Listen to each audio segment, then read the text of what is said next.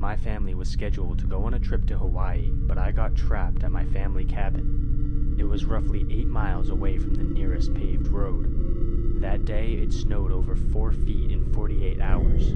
The power went out very early. There was no stove, no fridge, no light, and no running water. I had to heat the house with a wood stove. I had to melt snow in order to get good drinking water. Luckily, the power came back on within a day or two. I called all of my friends on the landline just to talk to someone. On the 10th day, I started to run out of food. I grabbed a very expired can of chili from the cupboard and heated it up. I was able to eat about half the can before I started vomiting and feeling extremely sick. I called poison control and they said I might have botulism. Unfortunately, I couldn't say for sure because I couldn't go to a hospital. They said if I did have botulism, the first sign would be numbness in the extremities. After that, it would move to my heart muscle. They said that if I felt any numbness, to call back and they would scramble a chopper. Luckily, it was just food poisoning. By the 15th day, I had reread the entire Harry Potter series and eaten more rice than any human should ever have to eat. We ran out of dog food, so I called my dad to drive into the house as close as possible, and I avalanche carried my dog through the powder until I reached the car. Overall, this experience was pretty scary in the moment, but afterwards, I kind of have an amazing story.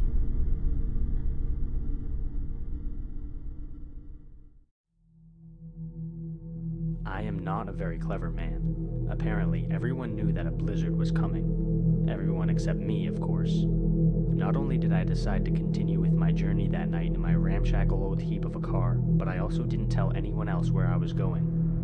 I didn't even make sure my phone was fully charged. Yeah, I might be an idiot, but that still doesn't make what happened any easier to deal with.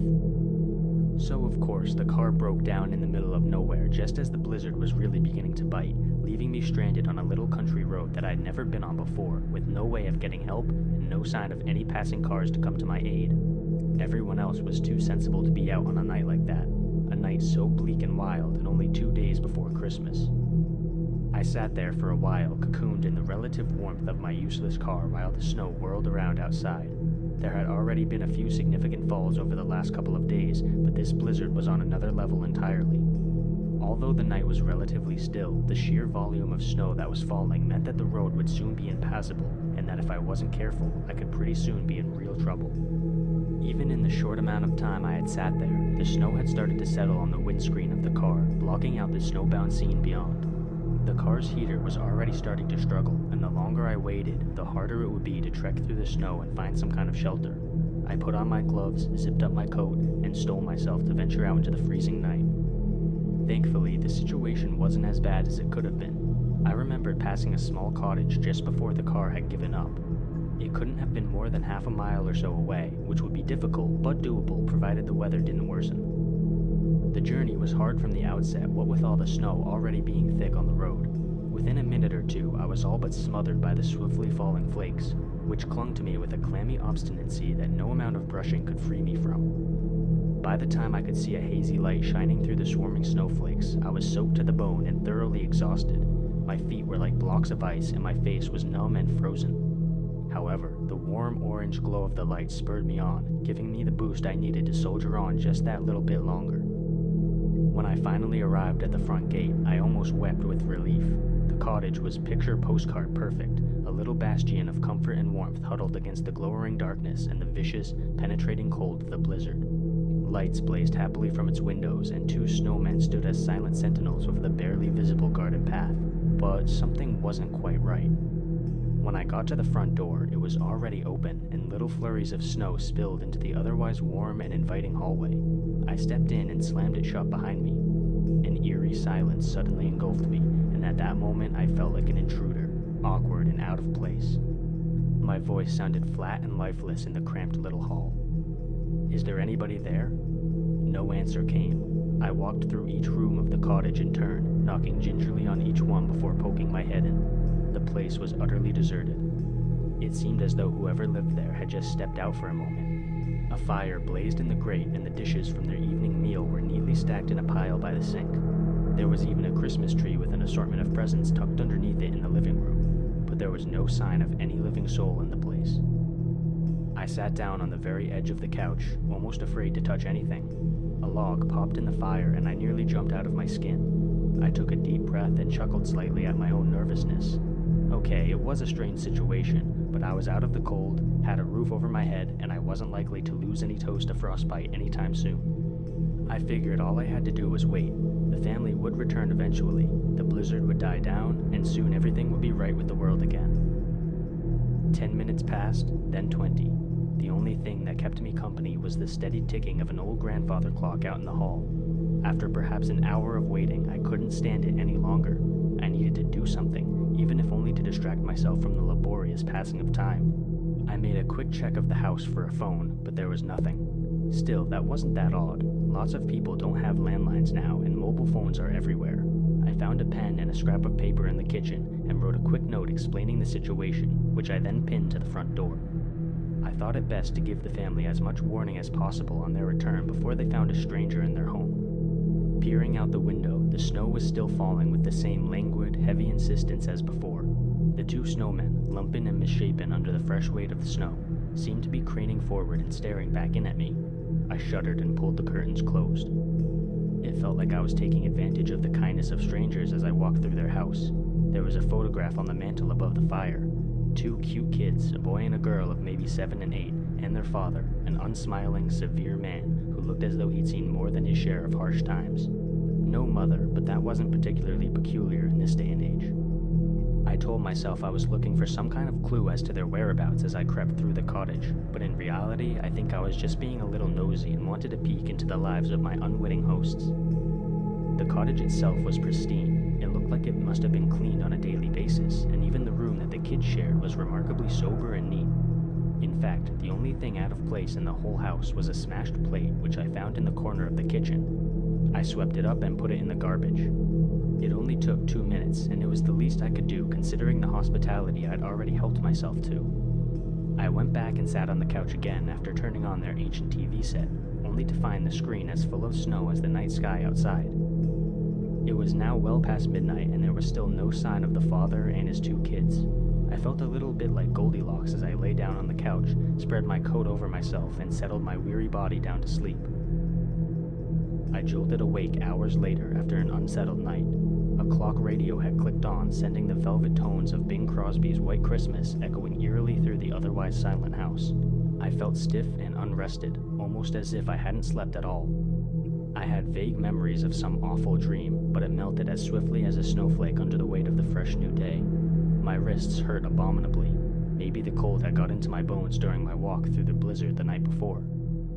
The house was still empty. I checked the front door and my note was still in place. Opening the curtains, I saw that the snow was no longer falling, but it covered everything in drifts that looked at least a couple of feet deep. I wasn't going anywhere anytime soon. The rest of the day I spent in a kind of limbo, wandering idly from room to room, resisting the temptation to have a rummage through my host's possessions and try to find out more about them. It was odd. Usually you can tell a lot about a family from a quick stroll through their house, but this little cottage was like a blank slate. It was all antiseptic surfaces and neatly folded bedclothes. There weren't even any kids' drawings stuck to the fridge. It was a completely neutral space, devoid of any personality whatsoever. The broken plate I tidied away had been the only human touch to the whole place. The day passed slowly. I ventured outside for a time, tramping through the deep snow in an attempt to get the measure of the place now that it was light. The thick snowdrifts muffled every sound, giving the whole scene a strange sense of unreality. I felt like I was walking around on top of a giant wedding cake. There was a small shed in the corner of the garden. The door was open, but it seemed far from welcoming. Nevertheless, I trudged towards it, eager to see what secrets it might hold. The interior was dirty and dingy, in marked contrast to the immaculate house. There were cobwebs everywhere, and the tools that hung from the walls were old and rusty. There was a singular blank space on the tool board, a space with no dust or dirt or mess surrounding it, where some well-used tool had recently been taken. The cold drove me back indoors again, and I soon got the fire started from last night's embers. In amongst the loose papers provided for kindling, I found a sheaf of what looked like crude children's drawings. Once the fire was lit, I settled back down on the couch to examine them. One drawing in particular caught my eye. It featured a clumsy, yet still recognizable rendition of the cottage, with 3 figures standing beside it. 2 of them seemed to be standing with their hands on their hips, with large, unhappy frowns on their faces and bright blue tears streaming from their eyes, while the third, drawn much bigger, had furious red eyes and appeared to be holding what looked like a snake. Something about the drawing intrigued me, although I couldn't put my finger on it. The rest of the pictures had a childhood innocence about them, but this one disturbed me.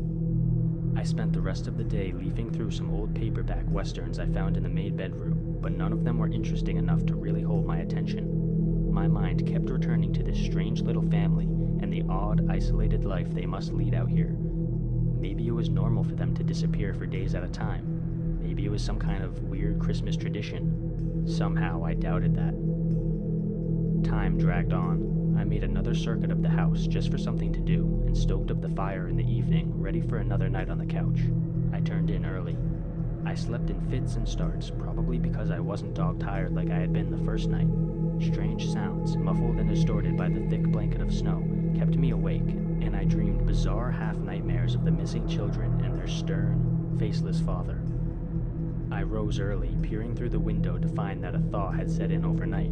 The blanket of snow had retreated somewhat, and the bright sun edging over the horizon held the promise of further melting. Trekking back to the village would be tough going, but it was certainly doable and wouldn't take more than a couple of hours. Besides, I felt like I had overstayed my welcome as it was, and it would be good to get out of this peculiar, limbo-like house. I wrote a short note explaining the situation and left it on the kitchen table, along with a little money. Think of it as an early Christmas present, I wrote, and headed out the door. I cut straight across the garden between the 2 snowmen towards the gate. The thawing snow now had a crust of ice on top, which made a satisfying crunch with every step I took. I hadn't gone far when my foot caught on something under the snow, almost sending me flying. Looking down, I saw a gnarled human hand poking up from the surrounding sea of white. Instantly, I dropped to my knees in the wet snow and began to dig, raking back armfuls of ice and quickly uncovering the body beneath. I knew who it was immediately. The father of the family, his face oddly serene in death, with an ugly, bloody dent in the side of his head. He must have slipped in the snow and knocked himself out. A large stone lay under his head like a pillow, and the cold had done the rest. I stood for a moment over the corpse, taking in the scene in all its eerie stillness, with the squat little cottage looking on. It was then that I looked at the dead man's other hand and saw what he was clutching in his stiff, white fingers. A coiled bullwhip, old and obviously well used. The child's drawing I had found leapt into my mind, and shock stole the breath from my body. I turned to the 2 snowmen, which were now little more than shapeless pillars of white. I bounded towards the nearest and pushed at it with desperate hands, hoping to find solid, hard-packed ice beneath my fingers. But I knew I wouldn't. The snow was light and fluffy, disintegrating even as I touched it. In a matter of moments, I had demolished the towering lump of snow to reveal what my heart already knew would be there. Another body, this time that of a young girl, with her arms tied behind her back and securely fastened to a stout wooden fence post. I dropped to my knees, tears pricking my eyes. I couldn't begin to imagine what they must have suffered. Maybe they'd been relieved at first when their father had fallen, thinking that they had delayed or even escaped their punishment, with their relief turning to panic as they slowly realized their father wasn't getting up again. It was all so senseless, so pointlessly tragic. In the days since then, the children have continued to haunt me. I wonder if there was anything I could have done, if the 2 of them were perhaps still alive in their icy tombs when I was walking through their cozy and welcoming home, utterly oblivious to their existence. I think a part of me will forever remain there, in that little wintry garden, staring at 2 bodies frozen in silent screams as the first few flakes of snow begin to meander downwards against a heavy, leaden sky.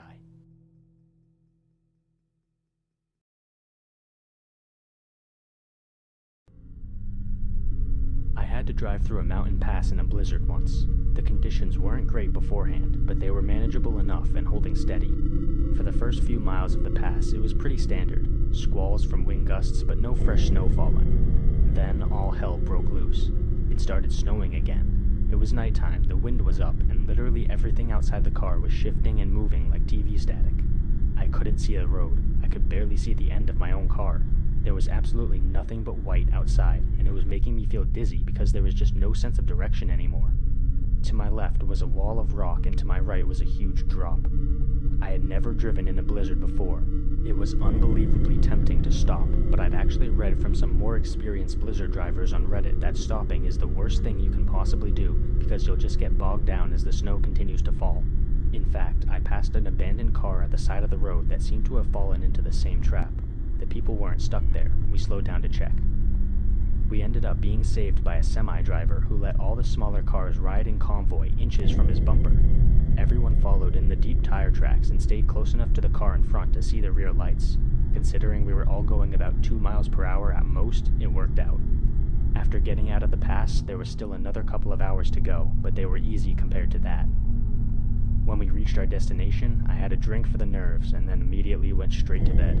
It was the scariest driving experience of my life. Huge shout out to that truck driver.